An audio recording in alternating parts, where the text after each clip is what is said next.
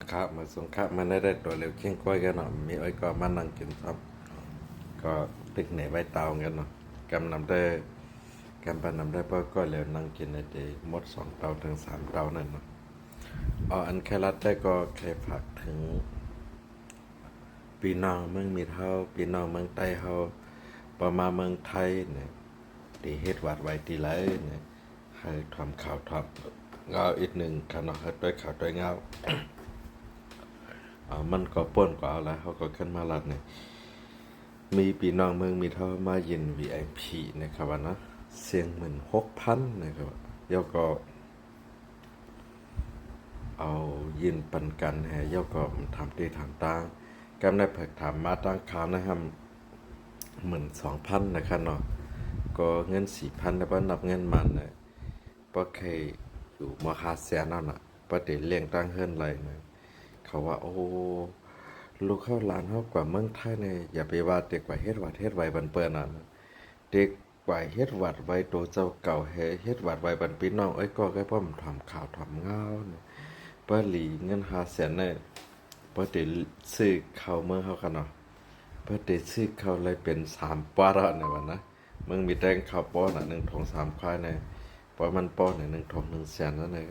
ป้าหมางเมืองกันเขาว่าเลยซื้อข้าวอะไรเป็น3 ถุงปลายหม้อนะครับนั่นก็แค่รัดได้ก็อันมันป้นก็ป้นกว่าแหอันในปีในมักเลินที่9ที่10ในเปิ้นเต้นเตขึ้นเปิดเฮ็ดวัดใหม่โหปากเต็มเนี่ยยันเปิดว่าอันต่อวัดเหตุการณ์น่ะมันต่อมตันเปิ้นกลางๆปีกให้เปิ้นเลินบันข้าวยามมันเห็นแล้วก็มีตั้งนำกันเนาะอันเจอเฮาคาเป็นนายนาเป็นบริษัทก็อันเฮาจำใจเฮาคาก็โทษลาดอันเฮาจำใจอันเฮาคามพัดลาดเฮาคาก็ลงในข่าวลงในวิดีโอว่าเปิ้นเปิดต่อว่าเราคาหางแฮนต่อไว้จังน่ะบางเจอก็ว่าตึกอยู่เมืองใต้บางเจอก็ตึกไปมีเงินอันหลุดออกกว่าเนระบบในก้อยอันคาเขาคู่มาในก็มานั่งภายตั้งคาเขาน่ะอันมายินดังบริษัทคาเขาน่ะนะโหปากลงครับหมอก4-5ปากเลยครับตอบตันเมื่อเฮาคาลาดเขาเข้ามาเปิ้นปันข้าวย่ำต่อถึงเรือนทน3วันที่31จังก็ยินนะเปิดถึงน้อยเรือนทน3มานะก็ตาเฮาคาเตรียมเฮาคำจัง5บาทก็เปิ้นนั่นเลยแค่ฝากลัดเนี่ยพี่น้องเมืองใต้เฮาประมาณเมืองไทยตีเฮ็ดวัดตีไรก็โหลไรต้วยจำเงาลายโซเชียลมีเดียเนาะตียมใจอันตั้งสุดอันแค่รัดนำเลยเป็นได้พี่น้องมั่งมีเท่ากันเนาะคาปล่อยสายงานไว้โดดแดนคาในค่ะนะวันก็มีเนาะมันจังใจอ้อเขาเนาะแล้วก็วันปงกลางก็มีค่ะนะปงกลางเช่นมี2-3ก่อค่ะโดดแดนค่ะเนาะมานั่งวันปัดก็มีค่ะวันปัดก็มี2-3ก่อค่ะนะอันเป็นโดดแดนค่ะแกมได้ทำขึ้นมาทางดีไลน์ล่ะนะมานั่งพี่น้องจับเมฆเช่นมี3ก่อค่ะโดดแดนค่ะเดี๋ยวก็พี่น้องเมืองสู่เขาจะนึกว่ามีพี่น้องเคซีเขาจะนึกว่ามีอันเป็นตัวแทนค่ะนะตัวแทนค่ะมีตั้งนำตั้งหลายอันค่าแค่ละแต่ก็ประมาณเมืองไทยเสหนังหือมาเฮ็ดวัดไว้ญาติกะญาติเหลียนนะเพื่อเป็นในนามนั่นคือบริษัทค่ะบริษัทหาล้านนะคะนะบริษัทหานะค่ายุคนิ้วโหปากเต็มเลยว่าประมาเย็นผ่านสายงานค่ามาเย็นผ่านตัวแดนค่ามาเย็นผ่านตั้งค่าญาติแหลนญาติเก้าอันค่าเฮาแค่ละแต่นำเลยเปิ้นได้พี่น้องเมืองมีเท่าเนาะกว่าเฮ็ดวัดเล็บญาเปิ้นแหลนเปิ้นเก้านี่ก็ค่ากมจังว่าเหืออันใกล้ลงเพจปุ๊กก็มันตอนเลยเสียค่าแน่ว่าอันใกล้ลง YouTube ก็มันตอนเลยเสียค่าแน่อันใกล้ลงเพจหนาๆก็มันตอนเลยค่าแน่นะเป็นคนเมืองมิดนี่ก็ตึกญาติแหลนญาเก้าก็ตั้งนำตั้งลายนะก็ชมจอมก็นั่นก็ได้นะเนาะบางตีบางก็แค่หนาเท่ามาหาค่ะว่าโอ้เฮาค่ะกว่าเฮ็ดพาสปอร์ตตีเปิ้นละลายก็ไอ้ตีนั่นตีนะเจ็บเพียงว่าเผยย้ายบ้านวีซ่าให้ทั้ง2แห่งหาน่ะย้ายวีซ่าค่าเก็บเป็น1,700แค่ขนาดเนาะเฮ็ดพาสปอร์ตเมียแล้วค่าเก็บเป็น7,000เนาะแล้วก็ป้าวีซ่าขนาด1ลงป้าวีซ่าลงที่2น่ะก็1,700น่ะไปเป็นนายนาจังได๋มาเจอค่าเก็บ1,500กันน่ะตัวแดนค่าเขามีนำแต่ว่าเนาะค่าใครว่าแต่ก็เฮาเปรียบดีเลยก็เฮาเฮ็ดที่นั้นที่ใจอยู่ การที่มาหาเงินเนี่ยเปิ้นว่าหลีเปิดเข้าเย้าเปิดเงินน่ะเนาะความนำขึ้น2มากนะอันเฮาคามาเหตุการณ์เมืองเปิ้น1เฮาก็เฮ็ดวาดเฮ็ดไว้ก็เฮาหลวงญาติสาตอนตาเฮาก็หลวงและมีพันลีอยากให้เปิ้นแหลนเปิ้นเก้าเฮาเนี่ยเฮาอย่าไปไว้ใจอาตะใจมาหน้าเสียเลยว่าเก่าจังมันเพราะเก่าก็เฮ็ดดีมันเก่าแต่ญาแหลนญาเก่าทางเรานึงเก่าจังมันเพราะเก่าก็เฮ็ดดีมันแต่กว่าเพิ่มแทงแห้งมันตีเมืองนั่นก็มันมีเฮือนตีเมืองไหนก็มันมีเฮือนเนี่ยเฮาอย่าไปว่นซะนะ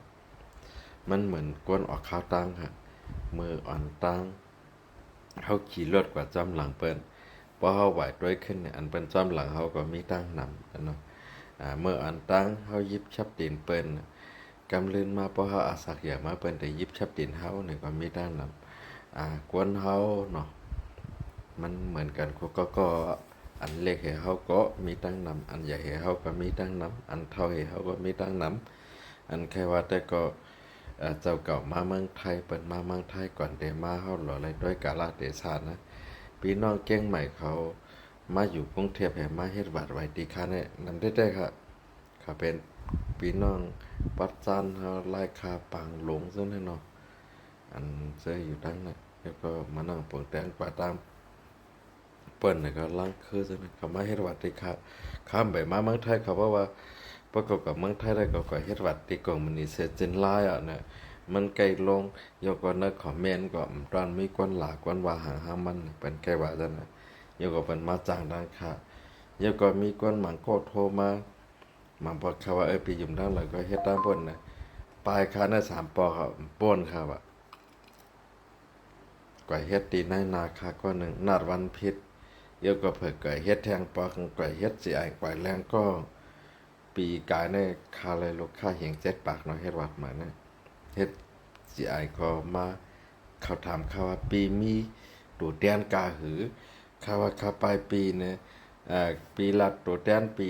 สั่งถูกเหิมฮู้คาเลยชมการลดกากาเนี่ยเขาตูแดนคามี40บาทข้าว่าน่ะค่าปลายปีก็ป่นบ่เป็นกรุงเทพนะจังตูแดนปีมีนำจ้านะคารัดเนี่ยเขาว่าใครเหตุการณ์ในมาเข้าตั้ง12ปี13ปีแล้วก็น้ำยาน้ำตอนก็ขามพอเอาน้ำอยู่ที่ตัวแดนขาก็เอาได้ขามหู้นะหมังเจอหมังก้อเนี่ยซึ่งอันเป็นตัวแดนขาอันว่าง่ายเหมือนจังละลายก้อนั่นค่ะนะคาเตย้อนหลัดซื้อเงินมานั่งไว้ก็คาเตือนหันนะแล้วก็คนรู้จักกันคนมืดคือกันนั่งต้องหีเนี่ยปัดต้องกี่เขาจังได๋บางมื้อเนี่ยเขาว่าห่ำเอากลางเอาเฮ็ดปันละลายเดี๋ยวก็อย่าไปเอาอันน่ะย้อนไปหาอะไรมันเลยเปลี่ยนกว่าจังนั้นน่ะ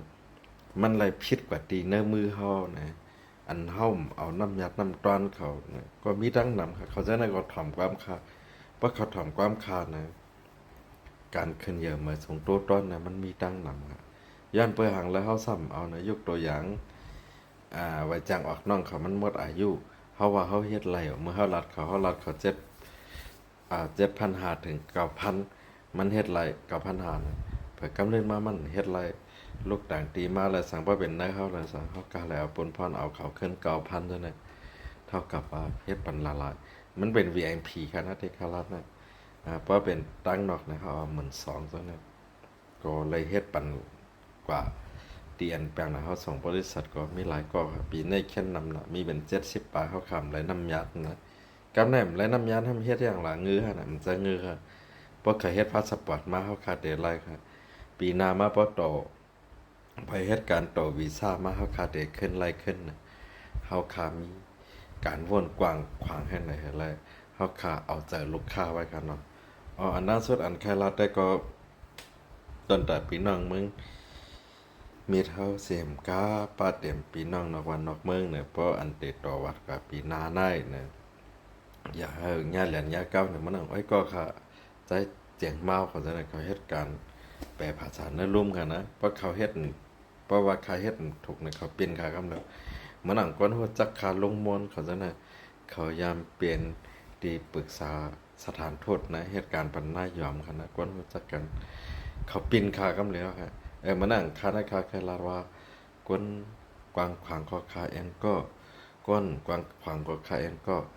กาหาคาเฮ็ดพิษเนี่ยคำฮัดเฮ็ดพิษพอถามมาจ่องเจ้าเขายามเฮ็ดพิษท่านเนี่ย ตีวีสร้างบันเปิ้นเนี่ยโหปากหลวงอะเมื่อป้นมา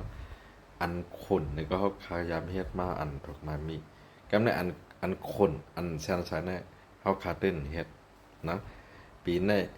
ข้ามเฮ็ดมา3 ปีครับตีวีซ่าละลายเฮ็ดปากไว้เฮ็ดการในข้ามเฮ็ดค่าเฮ็ดอันแซนไซไงย้อนเปิดอันแซนไซนั้นเขาเฮ็ดมานำเอาเขาเดี๋ยววางมือเขาเดี๋ยวเฮ็ดให้มือเขาน่ะเป็นมือแซนไซเขาปั่นกะติต่อโตเขามืออันแซนไซนั้นเขาพยายามเฮ็ดมานั่นเอาก้นเข้าห้องงานน่ะกว่าซื้อเอกสารมาเหมือนกันทั้งเปิ้นน่ะทั้งตีก้นเฮ็ดการเจ้าหน้าที่เขาน่ะปันหนึงก็8 ปากเอาก้นเข้าห้องงานน่ะเหง5 ปากถึง3เหงเขาพยายามเฮ็ดมาก้อยกามันก็ป่นกว่าเอาเนาะหมดคลิความอ่ะหมดอายุความอ่ะกับนั้นแหละมาลัดในพี่น้องเขาแต่เอาในกว่าเกาหลีต่อปติจำหมดอายุอาสาเกาหลีเนี่ยได้เฮ็ดลองแสนสายก็เปิ้นนั่นแหละเพราะพี่น้องเขามาเฮ็ดวัดไว้ที่กองมณีเฮาคาแลสังผ่านตัวแดนคาแลสังเนี่ยแต่ได้ญาหยอกญาเหรียญญาเก่าเนี่ยมีค่าเอาโตค่าเจอค่าเป็นประกันปันครับเพราะว่ามายินดีบริษัทเฮาครับบริษัทพาสปอร์ตวีซ่าเวิร์กพอร์มิทจำกัดค่ะเนาะเหมือนสงครับบ๊ายบาย